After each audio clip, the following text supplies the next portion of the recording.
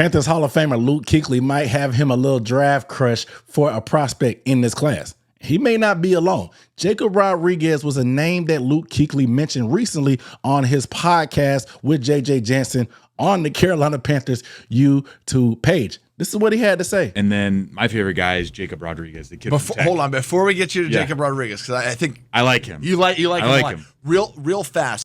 Because there's no linebacker I think that has been talked more about coming to Carolina on the internet, on X, on Twitter, on Instagram. It's just like it's out there, right? As at least, man, wouldn't this be a cool fit? We've seen some pictures of Dan Morgan talking to him at Texas Tech. He's got a great mustache. He looks the part. They were obviously a fantastic defense. They played great in the college football playoff. Did really, really, really well. Talk to me about Jacob Rodriguez and what you sort of see from him. Yeah, I think you look at guys like him, and the one thing I think is most important for backers is how quickly can you process?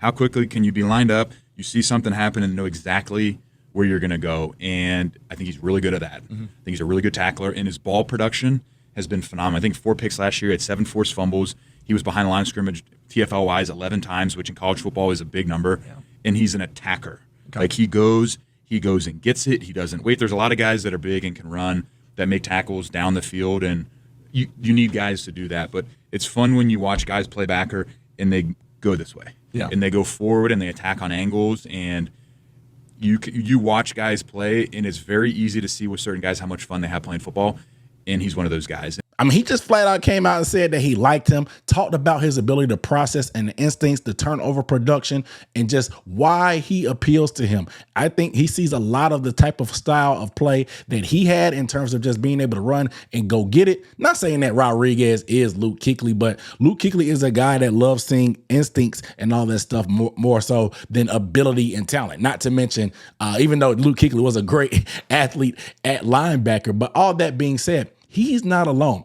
Dan Morgan has been on the warpath, I guess, in terms of evaluating prospects, racking up the visits. But in terms of doing pro day visits, he only went to 2 from what we've seen. They've sent position coaches, they've sent scouts all over the country, but he himself only went to 2. The first one was the University of Texas's pro day, and apparently there's some interest in Anthony Hill, the linebacker for that group. But also he went to Texas Tech's pro day, and he was pictured there standing beside Jacob Rodriguez, chatting it up, rubbing elbows, slight little smirk on his face.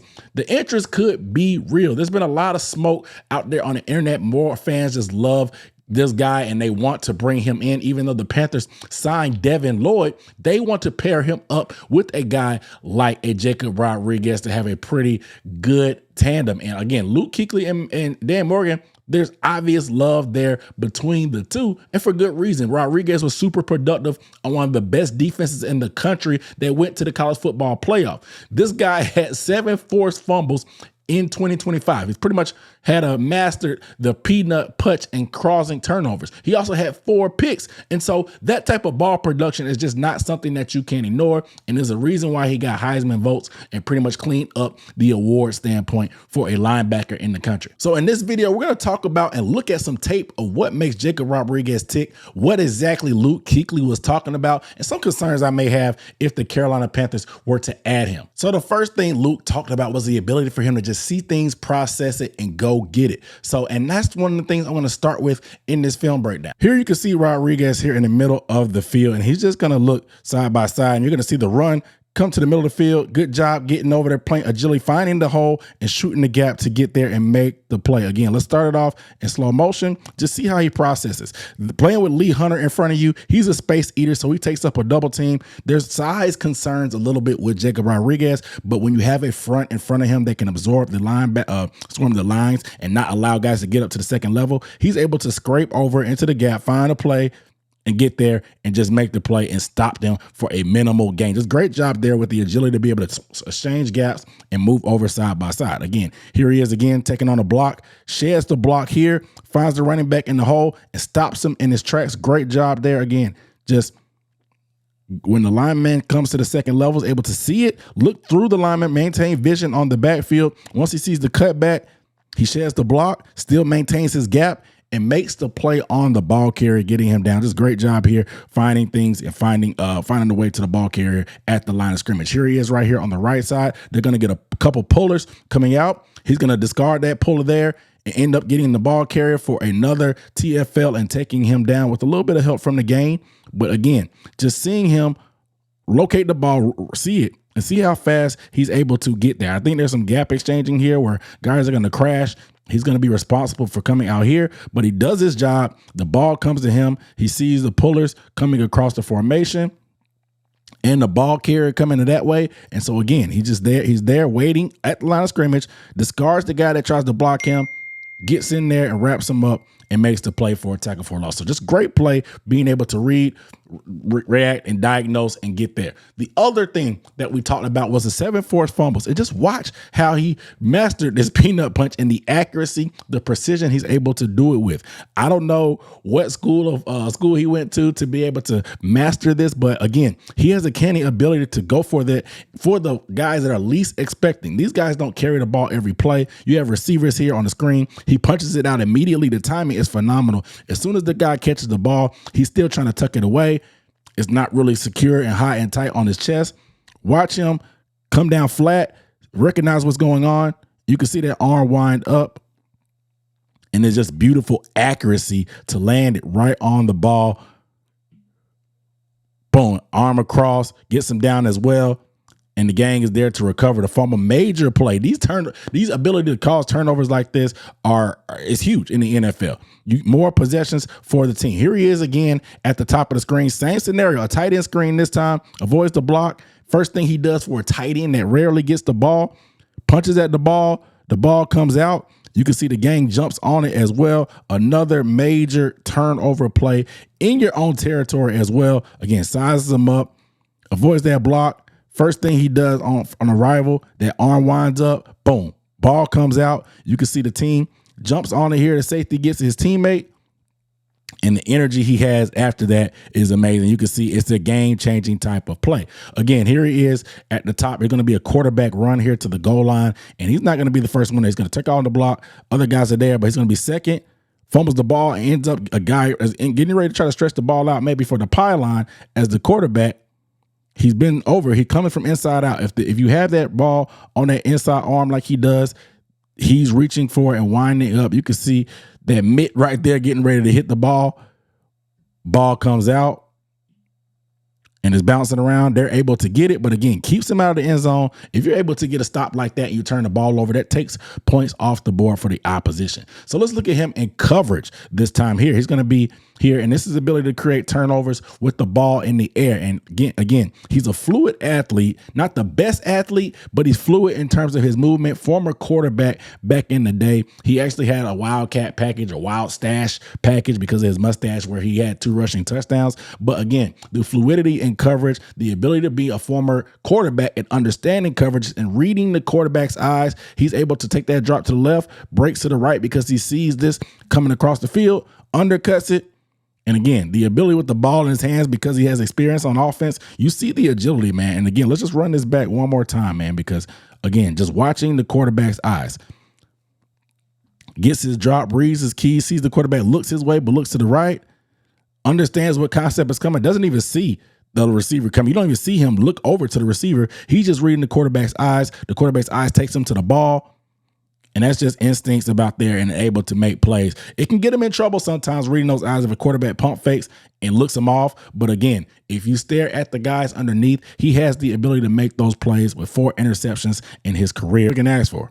So here's some of my issues with Jacob Rodriguez. And this is mainly just his tackling. I have some tackling concerns for him. I know there's been a lot of talk about his arm length, not below that 32-inch threshold that the Carolina Panthers say they prefer. But when you come to start to wrap up and tackling and taking guys down, that's when you start to see the arm length concerns. I don't know if it's because he has an offensive background. He's not as physical or hard-nosed as some other linebackers that you see. But when he's taking on some of these blocks and chasing ball carriers at times and he has to change direction or the guy cuts back and he has to come to balance and try to leave his feet. He leaves his feet a lot to try to make tackles. He doesn't bring his feet. And if you don't bring your feet, you're not going to take guys down and you're going to be arm tackling at times. It works where you leave your feet, but I want my linebackers to be a lot more physical in terms of taking on ball carriers and getting them to the ground. That's how you have stopping power and prevent them from getting extra yards. Here we go here. He's keying the running back. Let's go. Coming to cut back is there. He's there, but then he leaves his feet. This is not what I want to see in terms of just technique. Leaves his feet. Instead of bringing his feet, he dives, and just misses with the arm tackle there, and the running back gets through. Luckily, there's some help there. He slowed him down enough for the backside pursuit to get there. But again, leaving his feet, ducking his head, falls off of the defender. Again, when there's cutbacks at times, he just doesn't put himself in position, doesn't really stay square or shuffles enough to get in position to be able to bring his shoulder pads and his helmet and his arms together to make contact, wrap, and tackle and take down. Sometimes he can miss in those scenarios. Here we go again. He's going to be backside here. The running back's going to get the ball and cut back and come right towards his way. Never one of those instances. Again, a little bit out of position because he jumped and fell for the fake, but again, still in position to try to recover, doesn't move his feet and recover fast enough, dives at legs, but misses the play here. Again, arm tackling at times. I'm not a big fan of some of his tackling technique. I think, again, reaching out with the arms, running back just gets downhill or runs straight through that. Doesn't even feel him there as a linebacker. I want to see him be a little bit more physical. Again, bring his helmet, bring his shoulder pads, try to close as fast as possible on this airspace and then get him down. But again, just a little bit of an issue for me. Here we go again. This is going to be the scenario. Sometimes you have to be a lot more physical. Sometimes you got to play behind your pads, drop your gonads a little bit and man up and make a play. This is 3rd and short. It's going to be you and a running back in the hole. Can you bring your shoulder pads? This is not a time or place for you to try to do a peanut punch or try to take the ball away. You need to be able to stand in there and take one on the chops and be the hammer, not the nail. Same scenario. The running back cuts back. It's him and Rodriguez one-on-one in the hole. The running back sticks his foot in the ground. Rodriguez reads it. You see him winding up for a peanut punch, misses it and misses the tackle. The running back ends up converting on 3rd and short, and the offense moves the sticks. They ended up losing this game to Arizona State. And so when you think about these clutch scenarios down the stretch in the second half, if you're able to make these plays and force them into a field goal, that could be game-changing type of plays. And again, I get it that you want to go for the peanut punch, but if it's you one-on-one in the hole, I need you to man up, drop your sack, and then go get them. You know what I'm saying? But again, just misses. The running back runs through. The pile gets pushed, and he ends up getting the adequate yards because they only needed 1. And again, they get 4. And so again, just in these scenarios, you read it well, you see it, you get to your gap, you see it's wide open here. You're the man there, the running back's there, sets you up outside, tries to cut back. He's not even a big running back. You could have just been, he's smaller than you. I want to see you get physical, wrap him up, bring your shoulder pads, stop him in his tracks, and move on. But again, going for the peanut punch, is it because of lack of confidence and the physicality? I'm not sure. But again, I want to see you in that scenario make that stop. The physicality comes into a question again when you're taking on blocks. I showed you some plays earlier where he's able to shed blocks, but running right at him and having to take linemen on, that lack of arm length doesn't allow him to really shed blocks. If you watch my channel, we talked about Devin Lloyd's arm length and how it's been an asset to help him shed blockers at the point of attack. But you can see from this angle when a lineman comes directly at him, even coming off balance, he kind of gets overwhelmed when the ball is coming right at him to be able to hold his ground. You want to see him have a little bit stronger in the legs and the butt to stand his ground or come forward, squeeze that gap, and not give the running back adequate room, especially when his lineman is coming up to you off balance. It's not like he's coming at you full-fledged. He's off balance. So if you can just stand your ground, not get overwhelmed, again, put on the ground in this pile here, it's just something I want to see him do a little bit better work at, because again, being undersized, you probably want to see him as a will linebacker. That way you're not worried about necessarily taking on a ton of blockers, because again, when we're on the weak side of the formation playing will, the tight end and all that stuff is on the other side of the field. So you may get some linemen trying to chase you to cut you off, but you can outrun those guys, or you have linemen up front in front of you to occupy those blockers so you can run and go get the plays like we showed previously in this video. But again, just getting overwhelmed playing in a phone booth right there, you can see him being completely covered up and swallowed in that pile, and he ends up getting pancaked. Here's another scenario where you have that block take on and he gets a little bit overwhelmed because you can't really shed it because of the lack of arm length. Centers don't really have long arms. So if you want to get here, be strong, squeeze that gap, be able to shed it off and get extension and shed it. But again, he's able to get one arm free, does end up helping clean up the play.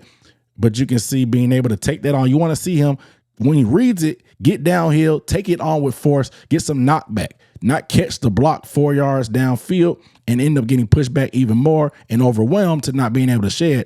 and they end up just having to fall on the pile. So again, the physicality is the thing I want to see him be able to get better at. Is it a mindset thing? Is it because of lack? Something that's definitely a concern. Here's the athleticism questions I have. Again, tested pretty well, sub 4.6 40-yard dash. He's a fluid athlete. He's just not an overwhelming athlete. Fluid means he moves well, doesn't have any hitches, not really tight in the hips. He moves well. But again, not an explosive athlete, doesn't really have super long speed. And so you can see when he's tracking this quarterback, he takes a bad angle, but it's a quarterback. This is not Jaden Daniels playing for Arizona State. This is not a super mobile quarterback. He can run in slippery a little bit, but I want to see Rodriguez be able to make up this angle. You see, he's beelining for that first down. You may have a bad angle initially. You're coming a little bit too flat because you underestimated his speed. But then when you adjust, I want to see you be able to recover and close fast enough to prevent a first down. He does get the punch out, but the first down happens first. You'll see just the lack of explosive ability to be able to accelerate and catch him on this because, again, this is not Lamar Jackson that's running. And yes, he's tracking him right now, but look at his angle. He comes a little bit too flat. I want to see you get on your horse and close this fast. He does readjust his angle, but again, not able to get him before he turns the corner. Quarterback gets the first down, even though he punches it out like he always does. He's able to still cross that first down marker as he sticks the ball out, of course, to the yard line mark and gets their first down because the lack of athleticism questions that I see at times on the field. So not something that's a big question mark, and the combine really certainly helped him. But every part of the game you'll see every so often, you'll see an angle like this where he can't recover. You'll see a missed tackle because of the lack of physicality. For all the plays that he does make, there are some questions that happen in terms of his tackling on every game, even the best games. You see him missing tackles at times because of his technique, the lack of arm length, and just the lack of physicality. So I fully understand why the Panthers would love a guy like Jacob Rodriguez, especially when you have linebacker greats like Dan Morgan and Luke Kuechly really showing love, not being shy about it either. So I have questions about him. I would love to get somebody that's a little bit more physical than him, brings a little bit more in terms of the pass rush game because we have more of a coverage linebacker in Devin Lloyd who has some upside at rushing the passer and blitzing, but it's not his forte. There are other linebackers in this class that I think are better blitzers and are more physical against the run that can kind of complement more so of what Devin Lloyd. But I wouldn't be mad if we take Jacob Rodriguez if the price is right. I don't want any part of him in the first round. I can't even tell you, but I'm sure Dan Morgan is willing to do what it takes to move up in the second round to get him if it comes to that. But Jacob Rodriguez, there you have it. A lot of love for the Panthers. Let me know down below in the comments how you feel about Rodriguez after watching this. I know a lot of y'all love Rodriguez. Everybody doesn't really talk about some of the concerns that he has, or at least illustrate it like I might have done in this thing. So let me know how you feel about the concerns and negativities. Is it swaying you a little bit? Let me know how you feel. But without further ado, my name is Aaron Duncan. Make sure you subscribe to the channel. I'll see you next time. Peace.